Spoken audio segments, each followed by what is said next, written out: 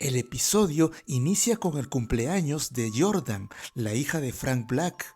En la celebración, la niña observa a un payaso aterrador que la mira fijamente. Luego vemos a la niña dentro de la casa llamando a su padre, pero Frank baja unas escaleras interminables sin percatarse de ella. En eso, Jordan observa colgado en la pared al mismo payaso aterrador con la cabeza y el cuerpo retorcido.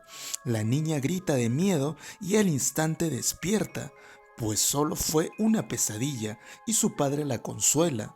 Sin embargo, Frank recibe una llamada de Portland, Oregon, donde va a investigar el cadáver mutilado de una mujer que fue encontrado en un centro animal. El oficial a cargo le dice que dejaron todo como estaba y solo cubrieron a la víctima, aunque por alguna razón el homicida dejó sus propios restos fecales al lado del cadáver, las cuales él mismo cubrió. Al instante, Frank empieza a tener visiones de un mensaje oculto que el asesino dejó en algún lugar. Por eso les pregunta a los agentes si encontraron algún mensaje en el cuerpo o cortado en la piel de la víctima, pero ellos no encontraron nada. Millennium. Por la mañana en Seattle, Frank intenta descifrar los mensajes de sus visiones en una cafetería. En eso llega Jim Pensears. Él menciona que en el grupo Millennium creen que el asesino no volverá a matar. Por eso se pregunta el por qué lo mandaron a resolver ese caso. Frank insiste que el asesino dejó un mensaje, pero Pensears le dice que no encontraron nada y le sugiere que ayude a un detective de Portland a resolver el caso llamado Jim Horns. Tiene buena reputación y el grupo Millennium lo considera como candidato para ser un nuevo miembro por sus capacidades. Frank insiste que el asesino volverá a matar. Black se reúne con Jim Horns en su oficina y ve que es un investigador experimentado. Nota que también tiene un hijo pequeño llamado Teddy, pero su matrimonio está en crisis y se está separando. Horns coincide con Frank en que el asesino fue impulsado a matar por un factor desencadenante, un divorcio tal vez. Pero Frank dice que el asesino jamás se ha casado ni ha tenido sexo. Horns le pregunta, ¿sacas eso porque no hubo mutilación sexual ni relaciones con la víctima? Y Frank le responde, parece que el homicidio le crea una liberación de carga psicológica al asesino, pero la única liberación fisiológica que pudo realizar fue la defecación. Horns cree que eso revela su odio hacia las mujeres, pero Frank no lo cree así porque el homicida cubrió sus desechos por vergüenza. Horns cree que el asesino conocía a la víctima, por eso cubrió solo su rostro con cinta adhesiva, para que no lo mirara ni escuchase su temor, lo que indica remordimiento, pues es raro sentir remordimiento por un extraño, aunque no entiende por qué dejó el cuerpo en un refugio de animales. Frank menciona que eso lo responderá su mensaje, pues el asesino se lleva algo de las víctimas, pero deja algo de sí mismo atrás, como un mensaje escrito. Horns le dice que no encontraron nada, pero Frank está seguro de que hallarán un mensaje oculto, situación que crea dudas en Horns sobre las capacidades de Frank. En otro lugar vemos a un misterioso sujeto junto a un microscopio escribiendo algo con mucho cuidado. Por otro lado, los agentes vuelven al lugar del homicidio y Horns menciona que la mujer se llamaba Karen Anderson y era oficial de tránsito. Sin novio, muy atractiva y amigable.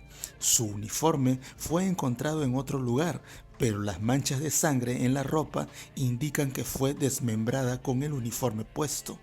Él piensa que el asesino la mató porque fue multado por la mujer. En eso, Horns se incomoda con Frank porque observa que no le presta atención porque está empeñado en encontrar un mensaje oculto. Horns recibe un mensaje donde le informan el homicidio de otra mujer. Esta vez fue en una oficina de correos. Las visiones de Frank se intensifican y cuando revisa el cuerpo mutilado, encuentra en el cabello de la víctima un mensaje grabado que dice: cabello hoy, desaparecido mañana. En la oficina, Holmes cree que los mensajes son una burla hacia la policía. Cree que un ex oficial que se siente superior a ellos es el asesino, situación que hace pensar a Frank que el estado mental de su compañero parece deteriorarse porque empieza a tomarse muy personal el caso, imaginando que las víctimas son su propia familia, razón por la cual su matrimonio se ve afectado. Por eso Frank le aconseja tomarse un descanso para que pase el fin de semana con su hijo. Por consejos de Catherine, Frank decide invitar a Holmes a su casa. El hombre va junto a su hijo Teddy, quien se distrae jugando con Jordan. Holmes conversa con Frank sobre sus problemas personales y cómo su trabajo está afectando su vida. Frank habla con él y le comenta que el asesino que ellos buscan siente un gran vacío interior. El mensaje "cabello hoy, desaparecido mañana" significa que el sujeto está triste, pues su vida pasará inadvertida. El odio hacia sí mismo es dirigido al mundo, que lo ha frenado, lo ha reducido, como si fuese un animal en un refugio para mascotas. La cinta en la cara hace que las víctimas demuestren lo que sienten, sin un rostro, sin una identidad, como una carta muerta en la oficina postal. Probablemente haya matado antes, tal vez a una prostituta, porque nunca pudo llevarse bien con las mujeres. Por eso buscó a una mujer que no lo rechazara, aunque su sentimiento de no ser nada aumentó y antes de tener sexo con ella, la mató. Nunca lo atraparon, pero sintió culpa por sus actos. Sin embargo, el homicidio fue lo más importante que hizo en su vida, así que continuará matando para demostrarle al mundo que significa algo. Por otro lado, vemos al asesino escribiendo un nuevo mensaje, demostrando que volverá a matar. Esta vez intercepta a una enfermera en un estacionamiento a quien con engaños le pide ayuda. Ella dudosa accede y cuando se descuida es golpeada brutalmente. Le cubre los ojos con cinta y es arrojada dentro del auto, donde el asesino se deshace de ella. Más tarde, los agentes llegan al lugar y Frank determina que el homicida usó un vehículo como matadero móvil para matar a la mujer en otro lugar y luego regresar al mismo sitio para arrojar sus restos mutilados. También encuentran un lente roto de las gafas y un nuevo mensaje que dice: si no arriesgas, no ganas. Eso enfada a Holmes, mencionando que el asesino cree que ellos no son un desafío, así que a Frank se le ocurre una idea: crear una nota de prensa donde se burlen de él y lo describan como una persona sin educación. Por otro lado, observamos que el asesino colecciona los informes de sus víctimas en un álbum como recuerdo, y mientras pega el informe del periódico sobre la enfermera asesinada, observa que la nota dice: en el mensaje "el que no arriesga no gana", dejada por el asesino, la palabra arriesga estaba mal escrita. Los oficiales creen que el homicida tiene poca inteligencia.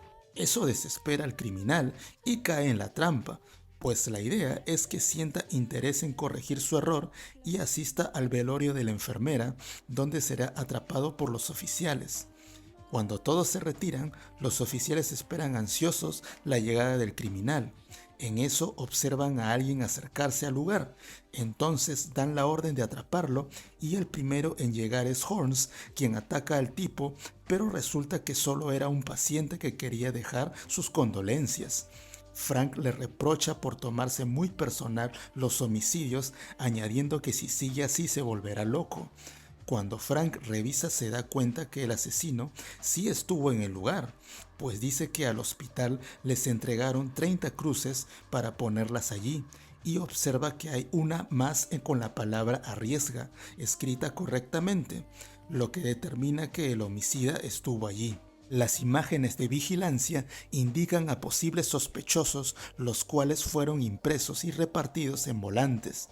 En eso Horns recibe una llamada de una óptica local donde la asistenta llamada Janice reconoce a uno de los hombres de la foto que llegó como cliente para cambiar el lente de unas gafas. La mujer dice que el hombre tuvo una actitud grosera y extraña desde el principio, sobre todo cuando sus gafas se extraviaron entre las demás. Janice le pidió el número de su recibo para localizar sus gafas y el sujeto empezó a sudar muy nervioso, y aunque todas las gafas están con el nombre del cliente, él no quiso dar el suyo y alterado empezó a decir: "Tengo un nombre, tengo un nombre". Cuando salen, Frank le dice a Horns que efectivamente el asesino tiene contacto previo con las víctimas, así que Janice será la siguiente en morir. Los nombres y domicilio que presentó el asesino son falsos y se moviliza en una camioneta naranja, la cual deben localizar. Cuando se queda solo, Horns empieza a alucinar y cree ver al asesino en todos lados, al igual que a la camioneta naranja. Luego, nuevamente en la óptica, los oficiales planean atrapar al asesino enviando a una de sus colegas al estacionamiento del lugar, haciéndose pasar como Janice, esperando a que aparezca el asesino para atacar. Mientras Frank, Horns y otro agente cuidarán a Janice en la oficina. En eso, Horns menciona que no puede confiar en sí mismo y Frank lo manda a descansar, pero Horns tiene otros planes en mente, pues aparca su coche justo en la ruta hacia la trampa, encontrándose con la camioneta del asesino. Horns le pide ayuda fingiendo que se le pinchó una llanta con el fin de encontrar evidencia en su camioneta. Cuando abre la puerta, encuentra las herramientas que el asesino usaba contra sus víctimas. Al verse descubierto, el homicida ataca a Horns, pero el oficial es más fuerte y lo empieza a golpear brutalmente. Mientras tanto, en la oficina les informan que un auto está bloqueando la camioneta naranja. Cuando describen el auto, Frank se da cuenta que es el auto de Horns, así que sale rápidamente del lugar para impedir que Horns mate al homicida a golpes y junto a los oficiales evitan que Horns arruine su carrera. Al día siguiente, Frank llega a la oficina de Horns para despedirse y regresar a Seattle. Horns le dice que por sus actos las pruebas encontradas en la camioneta no serán aceptadas en el juicio, pero Frank le dice que en la casa del asesino encontraron suficientes pruebas para condenarlo. Horns es consciente que es por sus acciones ya no será recibido en el grupo Millennium y finaliza con una pregunta hacia Frank. ¿Cómo puedes lidiar con casos como este de forma tan natural? ¿Cómo lo haces? Frank solo queda en silencio. Más tarde, Frank consuela a su hija porque tuvo otra pesadilla, pues solo intenta mantener a salvo a su familia de la maldad que hay en el mundo.